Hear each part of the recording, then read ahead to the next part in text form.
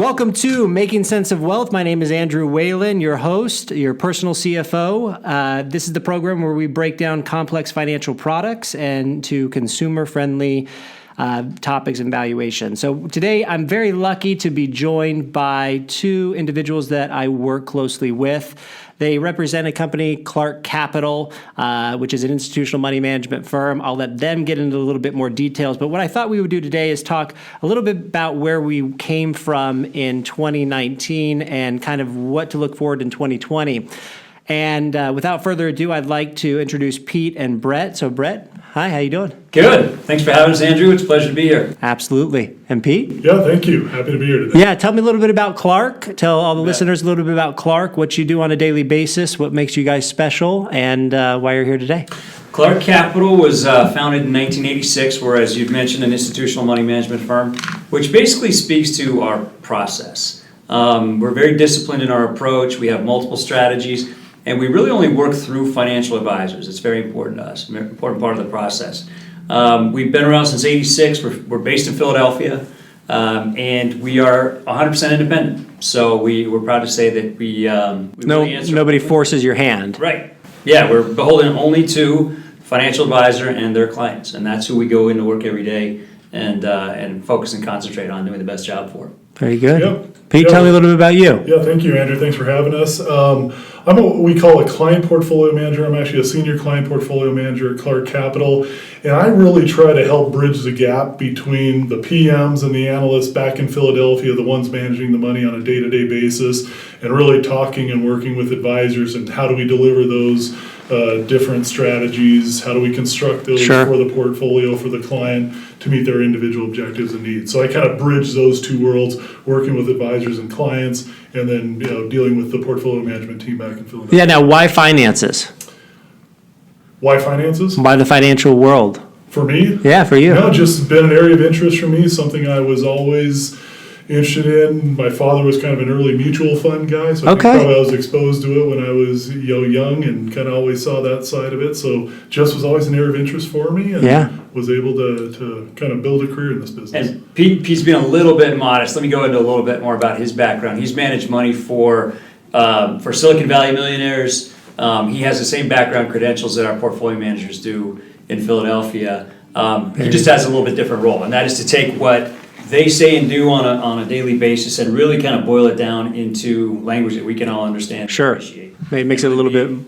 Basically what we're doing here, trying to break down the complex financial topics. That's right. So I'm going to jump right into it. I know your guys' time is very valuable. I know you have to catch a flight out of here pretty soon. So what I wanted to do is take a moment and kind of review what happened in 2019. And it's going to be general questions to both of you, so you guys are more than welcome to fight over the answer. But 2019 for me, we saw pretty extraordinary returns in the market.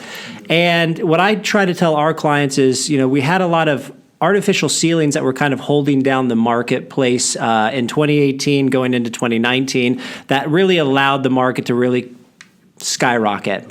We didn't see a lot of volatility last year, and those three artificial ceilings, at least for me and my standpoint, were the Federal Reserve, what they were doing with interest rates in 2018 versus 2019, the tariff or trade wars that we had with a number of countries, as well as business investments due to some geopolitical uncertainties. So if you could just speak a little bit about 2019, your thoughts on that, and Yeah, I think when we look at 2019, we really have to start with the fourth quarter of 2018.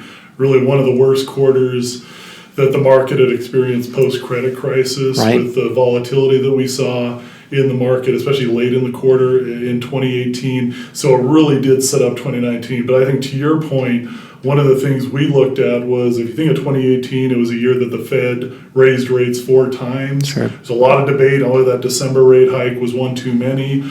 But we really had a pretty significant U-turn by the Fed in January, just with Chairman Powell talking about, looking at the data, not on a preset course with more rate hikes in 2019, really kind of presented a more dovish tone for the market. And then that ultimately led to the 3 rate cuts. So that really helped kind of change that narrative with going from a tightening policy, which tends to be a And they did that really quick. They did. It tends to be ahead of them. Again, the market's, it doesn't need to wait for the rate cuts to happen. The market's going to start anticipating that. But going from December rate hikes to a January where the market was starting to anticipate rate cuts, that really kind of helped unleash, the markets in 2019. And I would say with the trade thing, it was very interesting how sensitive the market was to news from China and the trade there. And I think the first part of 19 really reflected a pretty good period where people thought things were in a pretty steady move with what was happening with China. It turned out not to be the case, and we got a lot of volatility in the middle part of the year.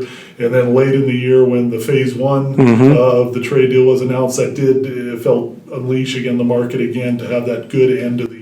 Yeah, So I mean, I think those were two of the important factors. Yeah, and we almost saw a lot of the pricing of the bad news in that fourth quarter when the market was down, almost 20%, not fully. Yeah, and people forget that we did spend a lot of 2019 digging out of that hole. Yeah. Right. So when we just to look get at- back to even. Right, just to get back to even, because when you look at from peak to peak of the two, like the peak in 2018 to now where we are today, it does represent an increase, but not a 30% Sure. increase, because we spent a lot of 2019, as I said, kind of digging out of that. Yeah, that's interesting. So now as we fast forward into 2020, we're 2 months into it basically. We've got a lot of things kind of coming out this year as far as the presidential elections is a big, kind of hitch potentially in what may happen this year. But as far as economic growth, I know, what we follow is what we talked about a little bit earlier, which is those leading economic indicators. That's kind of like that basket of data that kind of gives you a gauge on the economy. Tell me a little bit about what Clarke Capital or what you guys are seeing on those leading economic indicators and what that kind of tells about the potential for the year. Yeah, so we look at a whole variety of data that kind of, we try to really agnostically look at it. What is it telling us? Are there headwinds building? Are there tailwinds? What do we think the economic backdrop looks like? So when we look at that together, when we look at kind of all of it in aggregate for 2020, we think the economy continues to grow this year. That is our expectation. We're expecting about 2.25% GDP growth. Which is in line. Which is kind of, is in line. And a lot of people hear that and it may not sound like that big of a number, but that's about what we've averaged post-credit crisis. We've averaged about 2.3% GDP growth since the credit crisis. So we think it's going to be a pretty similar year from that economic perspective. There have been a couple yellow flags that have popped up. The yield curve, again, that gets pretty technical, but looking at that, we did have an inverted yield curve in 2019. That's historically a sign that there might be some headwinds building. But once again, we've already talked about this kind of quick U-turn that the Fed made is really making us ask that question. Did they act quickly enough to help offset some of the negative impact that you tend to get from an inverted yield curve? Yeah, and we don't know the answer to that, but that's something we are. Right, and just on that inverted yield curve, I know there's been a lot of fiscal stimulus that's happened from the Federal Reserve or from their policies since the credit crisis. And if you pair that with the fast rate at which they increased interest rates over about an 18-month period of time, it would only be natural that you would see that short end of the yield curve really tick up to the point of where you could see that inversion, right? That's right. So a lot of times, the Fed has a lot of control on that front end of the yield curve, those short-term rates. So yes, when they're raising rates, if the longer end, those longer yields aren't keeping up, that's when you can have that inversion take place. That's right. But overall, the leading economic indicators, I know generally you see a drop off in that LEI prior to a recession, and it's more of a flattening.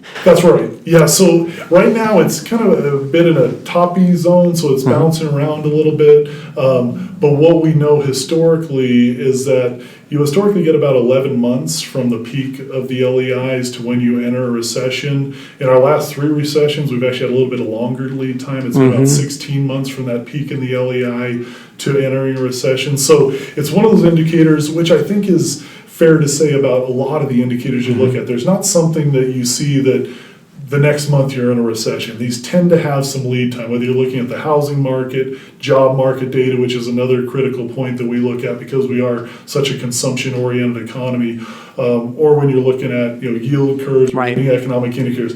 You kind of have to look at all of them in aggregate, and some of them give you a little bit more lead time than others, but most of those tend to give you some sort of lead time prior to entering a recession. And Andrew, you'd observed earlier today that there was a period of time, I think in 2015, 2016, when those leading economic indicators did the same thing.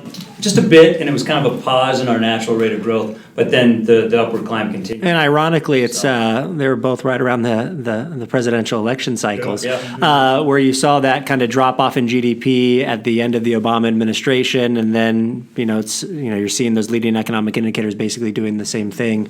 So I don't know if that's coincidence, but we'll leave that to the experts, right? So moving on from kind of the economic growth, which we still see relatively sustained so far this year. I think you said 2.25, right? A lot of the things that can be affected from what happens in the economy is controlled by the Federal Reserve. And we know that they reversed course in 2019 from going from, I think they did 4 rate hikes in 2018 to 3 rate cuts in 2019.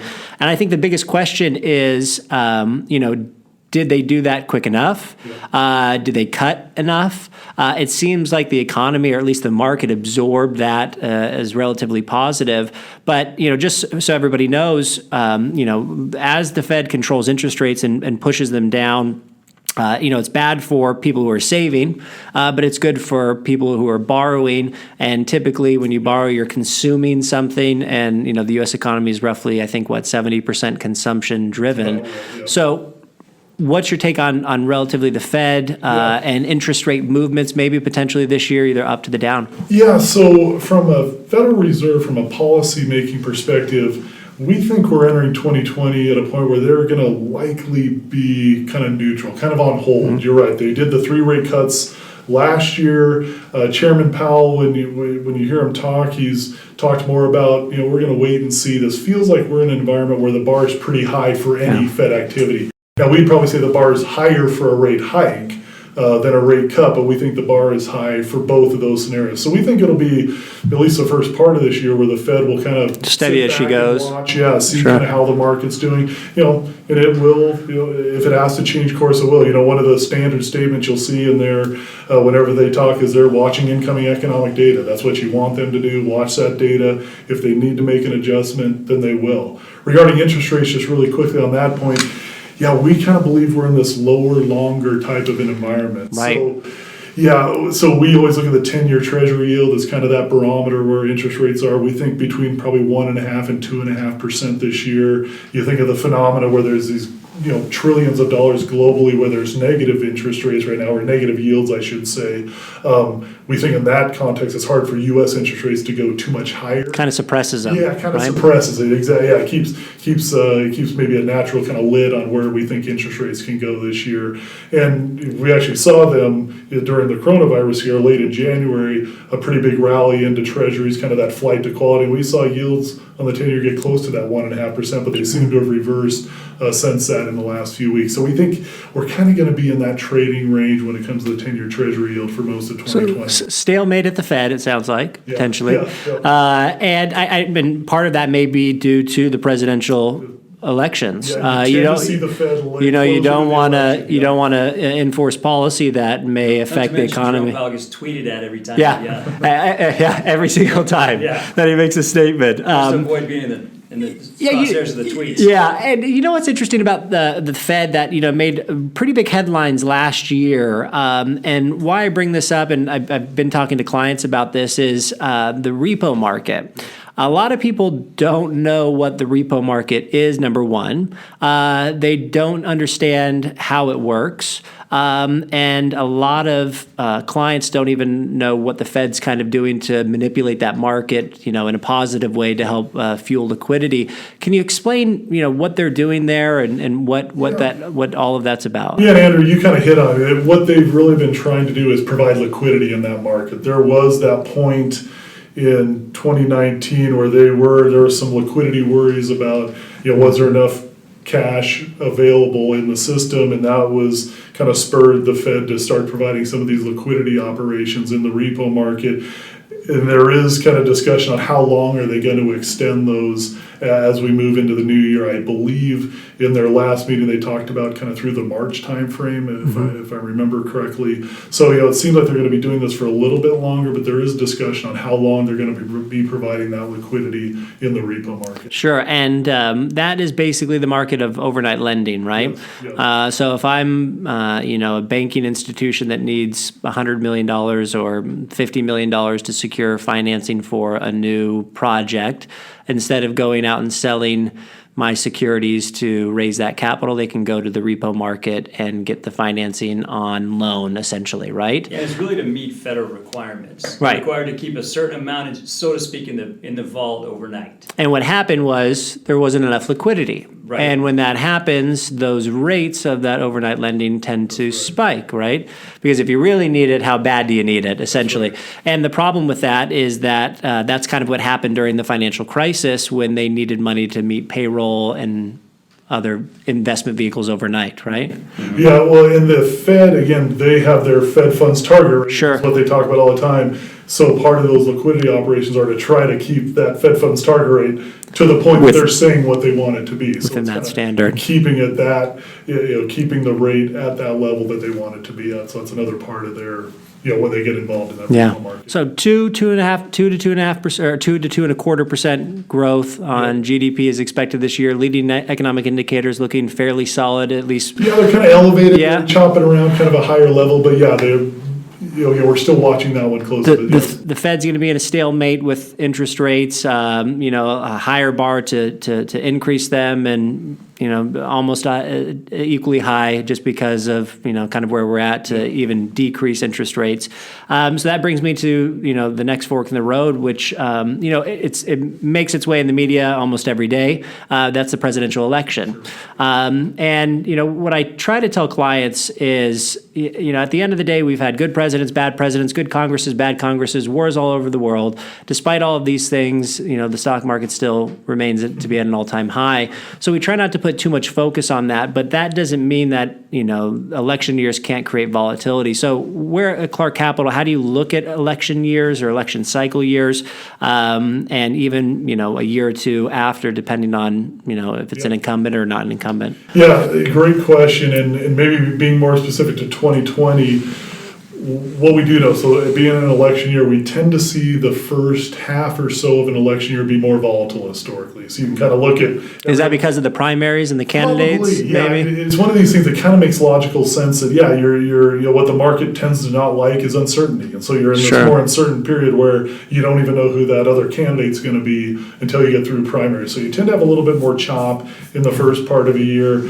Kind of linking it to where we were at the end of 2019, with a really good end to the year with equity markets. Valuations, we would say, got a bit extended. And then we've seen some sentiment readings, which tend to be a bit of a shorter term indicator. Some sentiment readings that have really shown excessive optimism, which in our world, that's a little bit of a bearish signal. It's like FOMO, right? Yeah. Where you see a lot of chasing. That's a good way to put it. That's right. Kind of, you can say complacency where, everybody thinks that the market's just going up, and when that kind of feeling starts to hit the market and you see those in optimism readings, that can be a sign that there might be some volatility. In the short term. In the short term, yeah. So we've looked at those factors with some of that excessive optimism, with the market running, getting, a little bit extended on valuations, and then being not a midterm, but an election year, having a little bit of volatility in the first part of this year wouldn't be too surprising. Sure. And that can correlate with or without the presidential election. That's right, yeah. Yeah. So you mentioned valuation. What we saw last year was a tremendous amount of price movement. We had an earnings contraction last year compared to 2018, mostly due to the stimulus from the tax plan. But I think right now we're sitting at roughly 20 or so as a PE ratio. What are going to be the catalysts that push earnings to kind of bring that valuation metric down in line? And it may be corrections, it may be coronavirus that brings the P down. Yeah, that's right. But what could we expect as far as earnings growth? Yeah, so when we look at that PE ratio, you're right. It's a little bit over 20 times on a trailing basis. It's like 18, a little over 18 times on a forward basis when we were coming into the year. Yeah, either one of those, that's a little bit above its historical average. So we're getting above what we tend to see historically. So that is something we watch, and to your point, we have to see what is the E going to do? How are the earnings going to unfold in the year? It is one of these years where 2018 we had really strong earnings growth because of the tax cuts, or in part, not only because of the tax cuts, but because in part to the tax cuts. So we had a pretty subdued year of growth last year. We would say there were kind of tough comps, so tough comparisons compared to 18. Sure. On top of everything that was going on in the trade wars. 5%. How easy is it to grow much above that next year? So you kind of have these tougher comp environments. But we get into a year now in 2020 where the comps become a little bit easier. So the earning comparisons is kind of a fancy way to say the earnings comparisons become a little bit easier. So where does that earnings come from? You're right. If the economy keeps growing kind of in this range that we've been in, this kind of 2.25% type of an environment, earnings can come from that, from businesses just growing organically through revenues. One of the things we've actually seen globally, we saw some global manufacturing data start to show some improvement late last year. So if we get a little bit better global economic environment, that could help as well. And then you kind of reduce some of the trade tensions which we were dealing with last year. Those could be some of the areas that help. If I might add too, wage growth, right? I mean, you're talking about real wage growth now, where consumers have more discretionary income. Yeah. And that being able to create demand for goods and services. Yeah, and that comes, and I relate that to clients from a standpoint of, if I had 4 people in the lobby looking for one job, you could pay them basically whatever you thought you wanted to pay them. Mm-hmm. But now if you have, only one person, you really need that person to be hired, or you want to retain that really good employee, you have to pay them a little bit higher value, which translates into a little bit of wage inflation. And we tracked that metric actually, and there was a period of time I think in the tech wreck when the tech bubble burst was at the financial crisis, when it was like 7-1. Wow. The unemployed or job seekers versus job openings. It was completely out of proportion, and I think now it's more like 2-1 the other way. Wow. Or something. I remember there was a point, I don't remember if it was last year, but where they were kind of the 1-for-1. So you have job openings about the same as the job number of unemployed. Seekers, yeah. And that was a clear change from the 2009, 2010 time. Now, and I think that's one. So the next point is really inflation. What really continues to boggle my mind, because we deal with clients, retirement for us isn't really a goal, because you've got a 25 or 30 year life expectancy, typically, at least for one of the two, if you're a couple. And so longevity really is a big battle for us. And one thing that we have to remember is inflation in that 25 or 30 year period of time. You can look at a cost of bread or price of gasoline, and remove, even if you go back into the 1940s when, the average house was somewhere around like 9,000 or something. And we haven't seen that. We haven't seen inflation really kind of roar its head at all this last decade or so.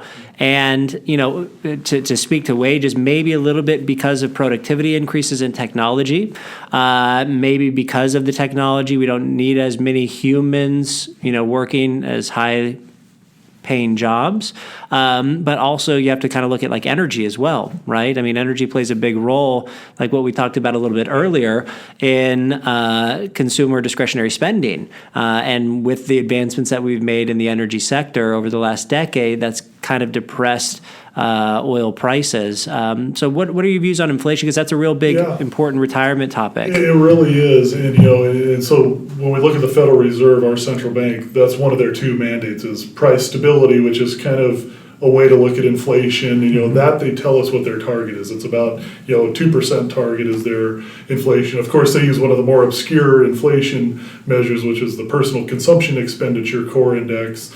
And that has been below their 2% objective for years and years and years. So it is interesting. So the way they look at inflation has been very subdued in recent periods. They have not been able to meet that objective. So one of the things you do wonder is why. And I think technology, to your point, technology is one of the reasons why There has been this lower inflation environment. There's a lot of capital out in the system right now as well. There's been a lot of stimulus by not just the U.S. but global central banks.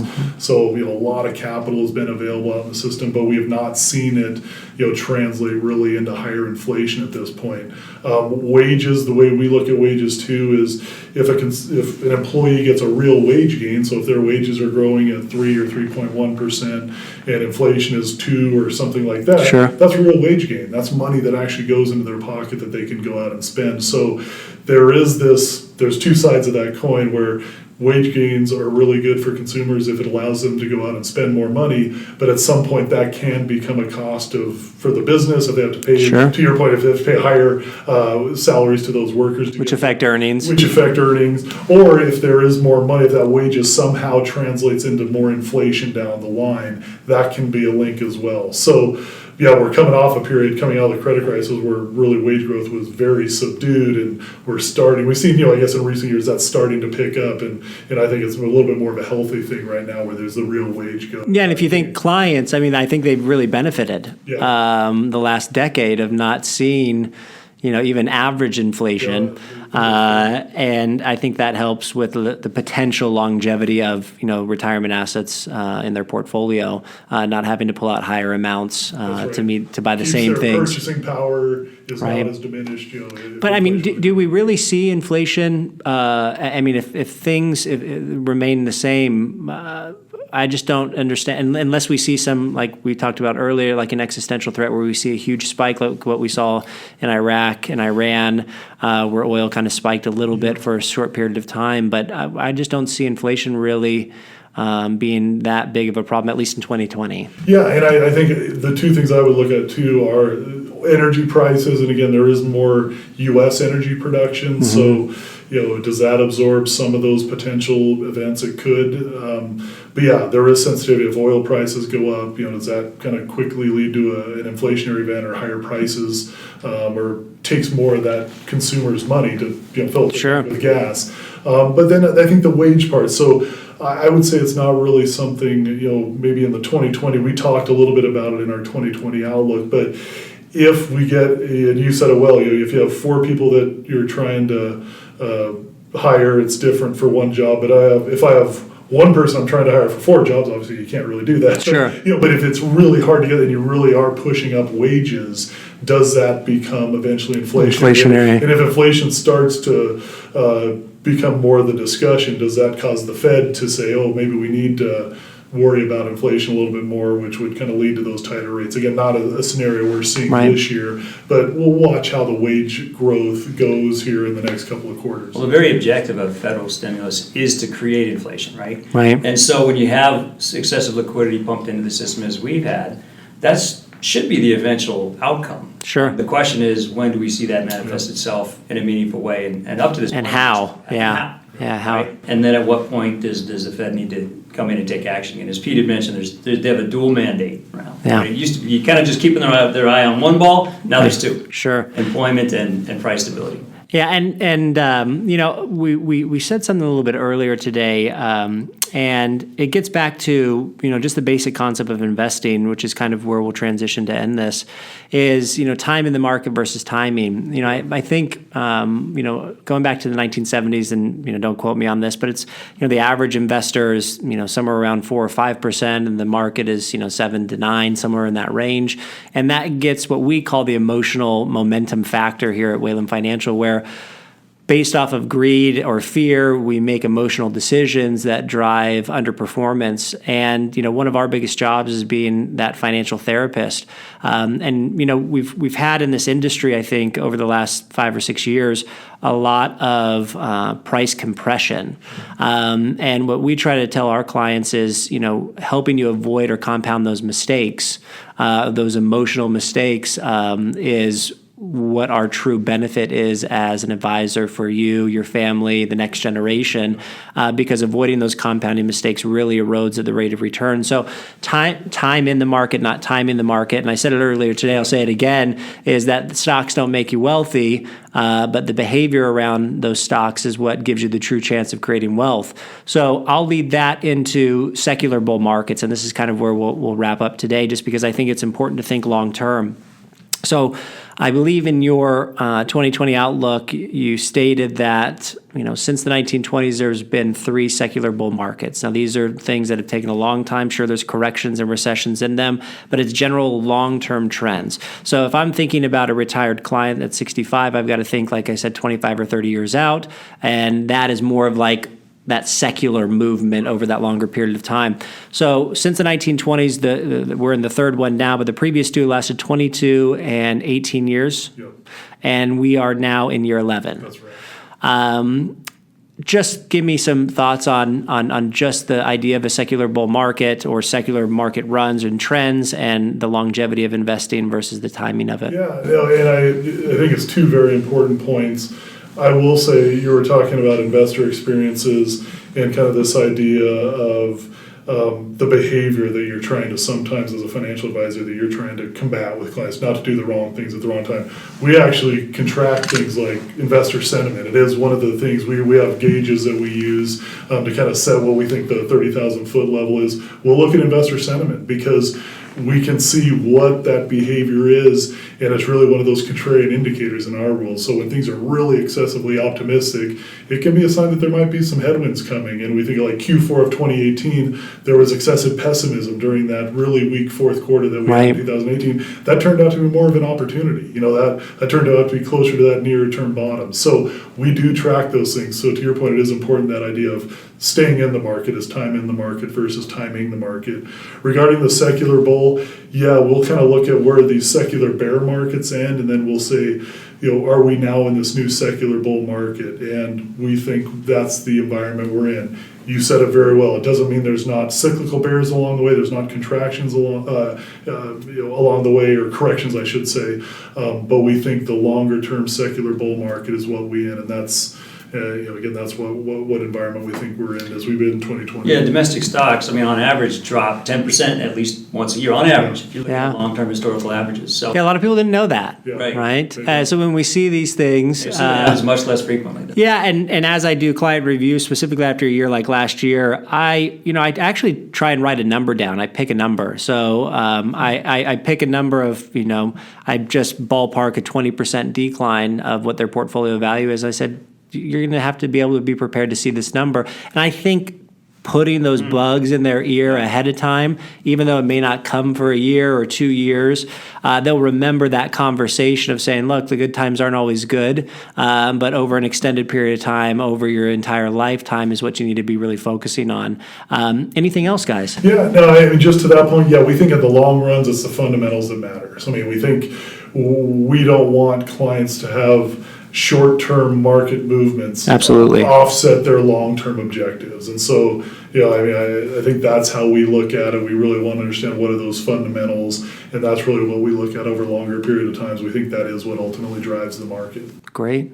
Anything else, Brett? No, I think Pete said it well. All right. Well, I want to thank you guys for coming in. Today's guests, we had Brett and Pete, both Clarke Capital. Thank you for taking the time. We're going to sign off. We'll see you next week. And remember, if it don't make dollars, it don't make sense. Thanks.